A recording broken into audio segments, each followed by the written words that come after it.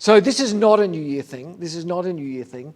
But Micah, my son Micah, has decided that he wants to learn to touch type this year. I said it's not a New Year's resolution thing, but he wants to learn to touch type. And so he's found this online program that you can log on to, and of course the program knows what you're typing.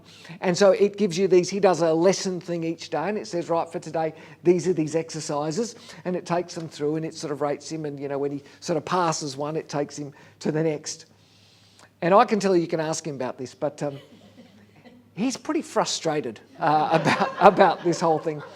Because initially, I had a keyboard here, but initially, the lessons are day after day telling him to go like S space, L space, S space. You're not allowed to look at the keyboard. You have to look up at the screen and go S space, L space. And you have to do that for like a minute, right? And then it's two different letters. Like, it's boring as, right? But I overheard a conversation that he had with Megan when she was around at some point, because Megan knows how to touch type. She's known how to touch type for 30-something years.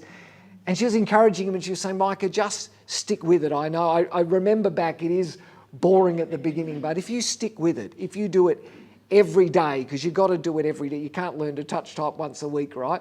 If you stick with it, if you stay committed to it, it will come. And, it won't be too long before you've moved on from S space, L space, or whatever, and you'll kind of get there.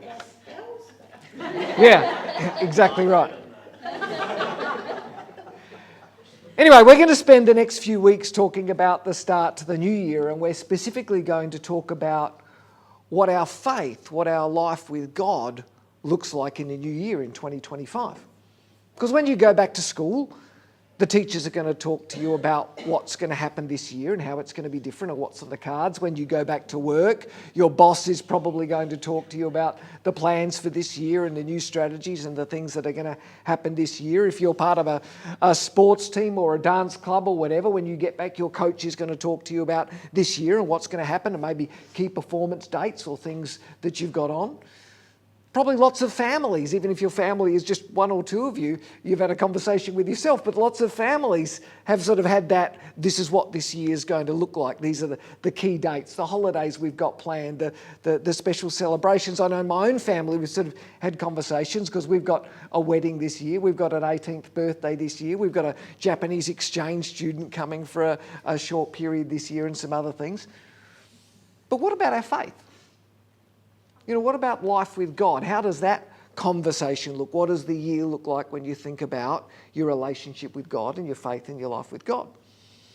And I know that as soon as you start talking about a new year, there are some people for whom a new year is all about plans and goals, and you know what I mean? There are some people who are like that, and you've sat down, whether you call them New Year's resolutions or not, you've kind of got, this is what I want to achieve in this year. And there are other people who are much more like, you know what, I'm just going to sort of go with the flow this year, and we'll just sort of see what happens. But the truth is that whatever kind of person you are, whether you're the kind of person that makes deliberate strategic plans or whether you're the kind of person that goes with the flow, the truth is that actually the year is a blank slate for all of us. And I don't know about you, but sometimes I'm tempted to sort of think like I know what the year's going to be, because you've got a job, and so you just assume that will happen, and you've got family things that you... But actually, none of that's guaranteed, is it? A new year is a completely blank slate ahead of us. And what happens today, and what happens tomorrow, and this week, and this month, and what happens across the year, we all get to make decisions about what's going to happen. The decisions that we make today in this moment will affect what happens tomorrow, and those decisions will affect what happens this week and this month and so on. Because we all make decisions every day, right? We all know that. We all make decisions every day about how we're going to spend our time just today, how we're going to spend our money today, what relationships we're going to focus on and who we're going to engage with today, what things will be important to us today. Sometimes we use the word priorities, what things we're going to prioritise today. And we make decisions about that stuff every day. And I don't know if you've ever thought about it this way, but when you talk about something like what's going to happen this year and you think about a whole year, what's going to happen this year is just the total, the combination, the sum, the sort of the cumulative effect of the individual decisions that you make today and then tomorrow. Have you ever thought about that? I mean, if you, and I'm not suggesting anyone in here would be this, but if you were a person who decided you wanted to lose weight this year, right? You don't decide to lose weight for the year, do you? You do make that decision, but that's not actually the decision, is it? The decision is today not to have a donut with your lunch. The decision is tomorrow to get up half an hour early and do that exercise program. The decision is the day after that to make a healthy choice with lunch instead of another choice with lunch. And ultimately, whether you lose weight this year or not is just the sum total, the cumulative effect of all of those little in-the-moment decisions. I don't know if you've ever thought about that, but that's actually the way decision-making, and that's the way it works out. So when we think about the year, and when we start talking about the year, we're actually just talking about the moment, aren't we? We're talking about the decisions that we make in the now, moment by moment.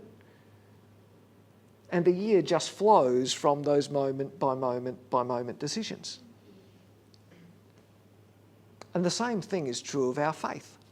The same thing's true of our relationship with God. What will happen in your faith this year, the kind of faith that you have, whether you call them faith goals or not, the kind of faith that you have this year will just be the total, the combination, the sum of all of the moment by moment decisions you make about God and that you make about your faith.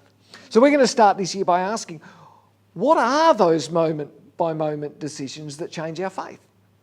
Because if you want to lose weight, everyone knows the moment by moment decisions. They're decisions about diet and exercise, right? If you want to read 20 books this year, everyone knows the moment by moment decisions is you've got to make space and actually read a book. If you want to touch type, everyone knows it's S, L, S, L, S space, L space. You know what I mean? But what about our faith? What are the things that we can do that make faith work? What can we do to enjoy our faith this year, to enjoy life with God this year? I mean, is it even possible to enjoy faith? Are they two words that should even ever go together? Jesus talked a lot about this question. Because I'm not making any of this stuff up, right? This isn't, I didn't come up with this kind of concept. People have been asking these questions and questions like this for thousands of years. For thousands of years, people have been asking versions of questions like, how do I make faith work? And when we say work, I mean really work. How does faith become enjoyable and fun? And how do I have a make a difference in my life kind of faith? An actual make a difference in my life kind of faith. How do I make this year better than last year? People have been asking that question for thousands of years. For thousands of years, people have been asking, how can I live a better life? How can I live a life that I want, that energizes me? And what does God have to do with that kind of life? And when Jesus was alive, people were asking those same questions. People were asking him those same kinds of questions. One day Jesus made up a story to explain, a really short story to explain his perspective on this. Matthew was one of Jesus' followers, and he was there and he heard the story. And a generation later, when Matthew was an old man and he sat down to write his version of the life of Jesus, his biography of Jesus, he remembered the story and he wrote it down. In our Bibles, it's Matthew 13, chapter 13, verse 44. It's a short story. It's a story that is so short, it's just one verse. The whole story is one verse in our Bible, Matthew 13, 44. Here's the way it goes. You can remember this because it's so short. Jesus said, the kingdom of God, which was a phrase he used to talk about life with God, to talk about the world the way that God wanted it to be. He said, the kingdom of God is like treasure hidden in a field. When a man found it, he hid it again, and then in his joy, he went and sold all that he had and he bought the field. Jesus tells a real short story about buried treasure and joy. Now, for you and me, buried treasure is just something in the movies, right? It's Indiana Jones and the Pirates of the Caribbean, right? And National Treasure. Sorry, we better mention that. Ed's favourite film. But in the world that Jesus lived in, buried treasure was a real thing. See, because Jesus lived in a time when there were no credit cards, there was no online banking. In fact, there were no banks. Jesus lived in a time where your wealth, the money, the treasure, all of your wealth was tied up in physical things, in gold pieces and silver pieces and other precious metals and gemstones. And without any banks, you had to keep your own pile of gold and silver safe. And the safest way to store your gold and your silver was to bury it on your farm somewhere. And so everyone had buried treasure somewhere. But sometimes people forgot where they buried their treasure. Sometimes your dad died young suddenly and he didn't ever get around to telling the rest of the family where he buried the treasure. Sometimes an enemy or someone came and dragged you off your land and you never got time to unbury your buried treasure. And so in Jesus' time, it's quite possible, and it happened, where you would be digging a hole somewhere, maybe digging a hole to find water, or digging a hole to bury your poop, or digging a hole to put the poles up for your tents. People dug a lot of holes back then. And that you could dig a hole and bump into a pile of buried treasure. And Jesus tells a story and he says, imagine if that happened to you, because everyone imagined that happening to them, right? How good would that be? Everyone imagined every time you dug a hole, could this be the hole? Imagine if you were digging a hole somewhere and you found buried treasure. He says, imagine if you were digging a hole and you found heaps of buried treasure. What would you do? I mean, everyone knew what you would do. It's sort of a rhetorical question, what you would do. You would rebury it. You would mark it somehow so that you remembered, well, it's that tree and this rock and whatever. You would remember where it was. And then you would go and you would find out who owned that land. And you would buy it from them. You would offer them, you knew that you could offer them a huge amount of money for the land, couldn't you? Because you knew how much it was actually worth. And they would look at you and say, why do you want that old paddock out there? You want to pay that? Or you say, yeah. I just think it's a really nice plot of land. And Jesus says that your life with God this year is like that. That faith or life with God, he's saying, is so valuable. It is so awesome. It's like treasure. And you should give whatever it takes to get a hold of that treasure. He's saying you give it everything, you spend everything, you go full on, you commit completely, you make it your number one priority in life, because life with God is worth it. It's like treasure. This isn't a once-off story that Jesus told. Luke tells about another time. This is Luke chapter 18, verse 18.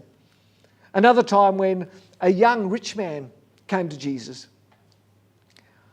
He wanted to have a great life too, and he asked Jesus one of those questions: how do I go about this? And Jesus answers him sort of fairly straight up first. He says, you know what, if you want to do that, you need to follow God, you need to obey God. And he actually gives him some of the 10 Commandments. You remember the 10 Commandments? He rattles off a couple of those, and he said, well, you've got to do this one and this one and this one. And the guy kind of says proudly, he says, I'm doing that stuff. I'm doing good. 10 Commandments, got them all down. And then Jesus says to him in Luke 18, verse 22, when Jesus heard the man's reply, he said to him, you still lack one thing. I know you've done all those, but there's just one more thing. You still lack one thing. Sell everything you have and give it to the poor. And then you will have treasure in heaven. There's the treasure word again. Then come and follow me. Verse 23, when the young man heard this, he became very sad because he was very wealthy. Jesus says, you've ticked all the rule boxes, I'll give you that. He said, but you haven't gone all in. You haven't gone all in because you're still holding back something. In the case of this guy, it was his wealth that he was holding back. He says, you haven't gone all in, and if you want the best life that God has for you, you need to go all in. You need to kind of go deep, jump in the deep end. Another time Jesus was talking to a crowd. It was a sort of a kind of a group message sort of thing, lots of people crowding around, and he's speaking to them about lots of things. This is Luke chapter 14, verse 26, and Jesus said this. He said, if anyone comes to me, in other words, if anyone wants this kind of life, wants to follow me, if anyone comes to me and does not hate their father and their mother and their wife and their children and their brothers and their sisters, yes, even their own life, such a person cannot be my disciple, cannot be a follower of me. Now, for most of us, that sounds pretty harsh. Like, who tells anyone they have to hate their mother, right? That sounds pretty harsh. But Jesus knows that some people won't go all in with their money, other people won't go all in with their family. Some of us won't go sort of all in with our jobs or all in with this or that.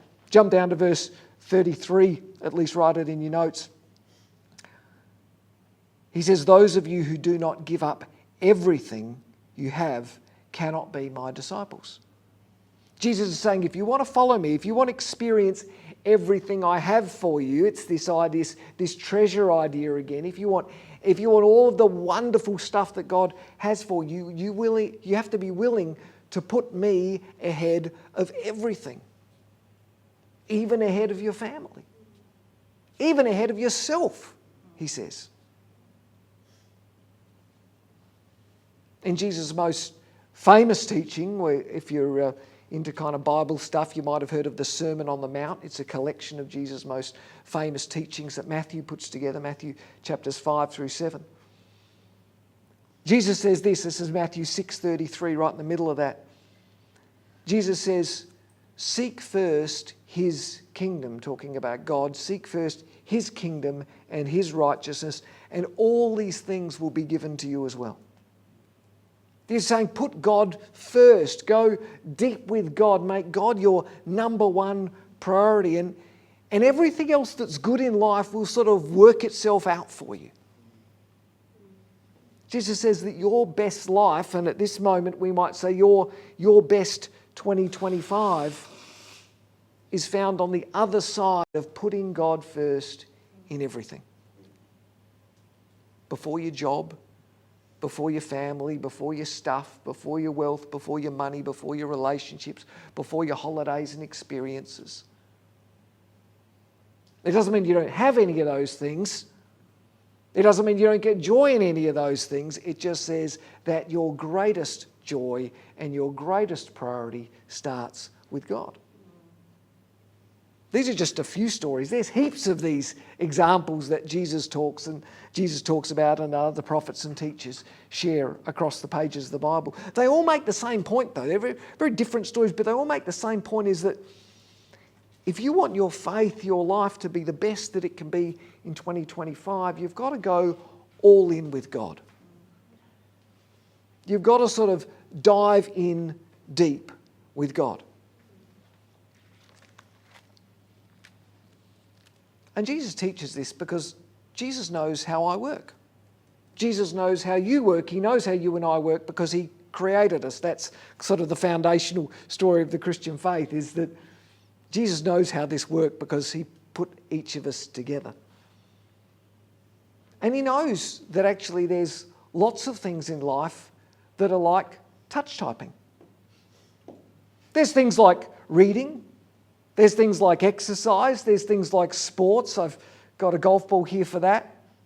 There's lots of things in life that if you want to really enjoy these things and if you want to get the most out of these things, you've got to go deep. You know what I'm saying? Like you can't read a couple of pages a book a week and expect to really grasp the story and enjoy the book. Everyone knows that you can't exercise once a week and expect to get fitter and stronger. And there's lots of sports and other things like golf that you can't play golf once every 2, 3, 4 weeks and expect to get better at golf. You'll never get better at these things. And lots of people who do these things will say, you'll never really enjoy these sorts of things if you don't commit to them regularly. If you don't stick it out with them, if you don't sort of focus on them, if you don't make them something of a priority in your life. And actually, in fact, not only will you not get things out of them and not enjoy them, if you don't sort of go deep with these things, you'll actually find them frustrating. You've probably heard people say things like, golf is just annoying. It just annoys me. I just can't get into this book. Just not. This exercise is just not working for me. You ever heard anyone talk like that? Maybe you've said things like that about things like this or other similar things. And the chances are, if you've ever said that or you've ever heard people say that, they're not saying that because there's anything fundamentally wrong with exercise or reading or sports or touch typing for that matter. It's because you just haven't gone deep enough to really enjoy it. And you're stuck at the frustration level. Do you know what I'm saying? If Micah does those touch typing lessons now and then, he won't enjoy touch typing because he'll never really get to touch type, and he'll just end up frustrated every time he sits down to type. Because he'll have an idea of what touch typing could be, but he's just not there. You know what I'm saying? And Jesus knows that faith is just like these things. The only way to really get something out of faith, something meaningful out of it, the only way to really enjoy faith, and Jesus would say it is possible to enjoy faith. Remember that word joy that he put in the story of the treasure. The only way to really enjoy our faith is to go deep with it. To stick to it, to do it daily, to stay committed to it, to make it something of a priority. And that's the choice that each of us get to make at this stage in the year. Because as we said starting out, the year's wide open for all of us, right? Nothing's decided. You might think it is, but tomorrow is a blank slate. The day after that is a blank slate. No one knows what's going to happen in September and October and November, right?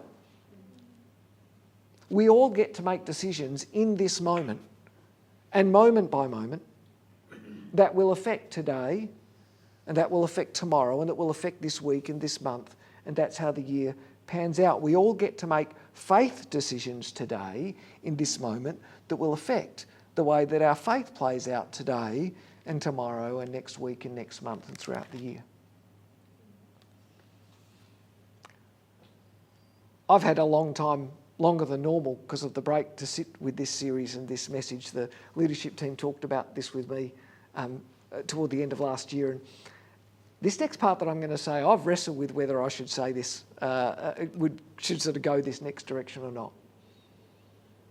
But I'm going to, because I just so desperately want every person sitting in this place to experience the wonder and the joy of a deep faith, right? So I'm saying that with a kind of an apology if what I'm about to say rubs you up the wrong way and you feel like it's a bit harsh and a bit like you shouldn't be saying that in church. But lots of people, in my observation and over lots of years of talking to people about faith, lots of people have a faith that is what I would call casual. It's sort of the opposite of deep. I guess you'd call it's a splashing around in the shallows kind of faith. And you might not have used those words, but you all know the kind of faith that I'm talking about. You've all met people, and maybe this is you, and I'd say honestly, there's no judgment in what I'm about to say. But you all know what that sort of faith looks like. It's the kind of faith that comes to church when you feel like it and you've got nothing else on. It's the kind of faith that reads the Bible and prays sometimes if I'm feeling in the mood and, if I've got time that day. It's the kind of faith that gets involved in some church stuff sometimes if it looks good, if my friends are there. It's a kind of faith that gives and serves occasionally if it works for me, if it doesn't sort of interfere with life too much. But it's a kind of faith that you don't want to get too serious about it. You don't want to be one of those weird people that's sort of, really over the top, And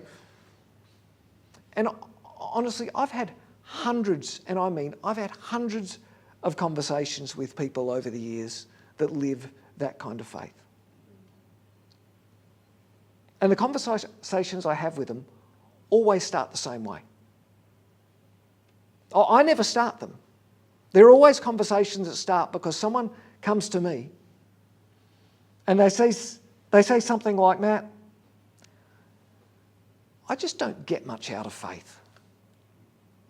I tried reading the Bible, but I just don't get much out of it. Matt, prayer just doesn't kind of work for me. The small group conversations, it just, Matt, I just don't enjoy my faith. It feels more like hard work than fun. Matt, I'm just frustrated about this stuff. Some of you have had those conversations yourself, or if you've not been game enough to have the conversations, you've at least had the thoughts. You've had a conversation in your own mind like that. And if you're really honest, some of you are listening to this thinking, that's my faith all the time. And I want to say, if you've ever thought that or felt that in any way, I hear you.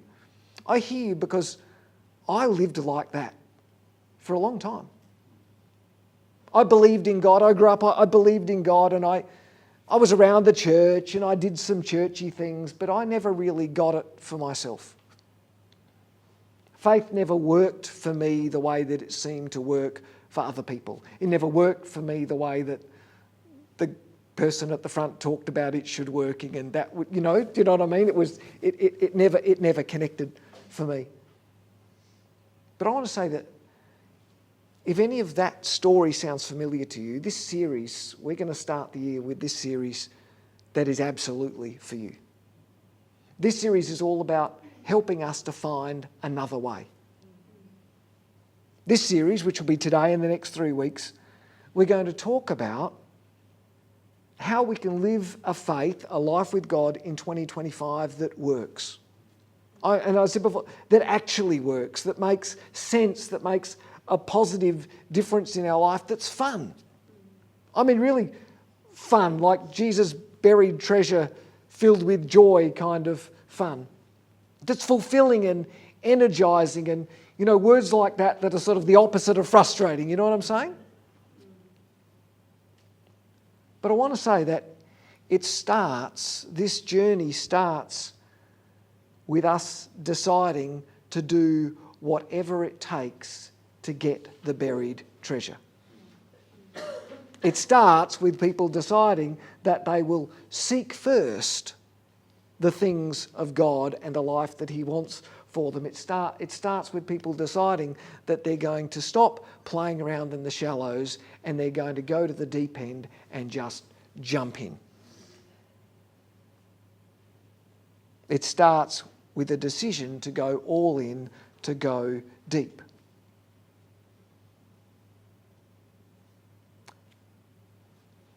I really want you to hear this next sentence that I'm about to say, because this is actually really important to this whole series.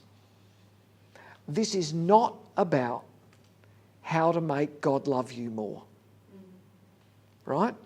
This is about how to enjoy the life that the God who already loves you has planned for you.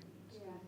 It's really important that we kind of get that, and that sort of sits underneath everything we're going to talk about for the next few weeks. This isn't about how to make God love you more. It's about how to enjoy life with God who already loves you completely.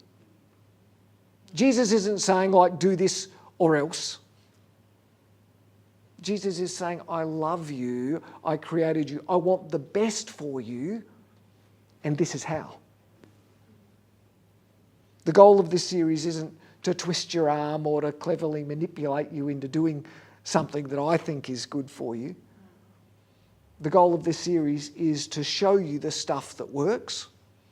And this, I'm going to tell you, like, none of this is going to be my idea, right? People have been talking about this for thousands of years, what we're going to talk about in the next 3 weeks, right? I didn't make up any of this. The goal of this is to show you the stuff that works so that you can make your own decision about what you want to do in the moment of this year, in the moments of today, the moments of tomorrow, of this week, this month, this year, with God. Because it's your life, right? It's your decision. It's your blank slate. I've got my blank slate. You've got your blank slate. We all have the same blank slate, the same blank page ahead of us this year. We all get to make those moment-by-moment decisions about how we're going to spend our time, how we're going to spend our money, what we're going to do with our money, what relationships we're going to focus on, what things will be important to us, what are the things that we will stamp with priority this year. And this series is simply about asking ourselves, what do you want?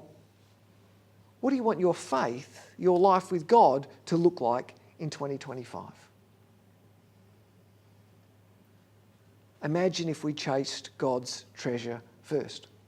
Imagine if we put him first, really put him first, not just said we put him first, but actually in the decisions we made day to day to day to day, put him first this year. Imagine if we went deep with God. Imagine if this year could be different. Imagine if this year could be better. Imagine if we knew how to get from where we are now to better. This series is about saying that Jesus knows the way. Actually, it's probably more true to say Jesus is the way. You saw that was coming, didn't you, hey? And this series is about saying maybe it's time for some of us to take the risk and to dive in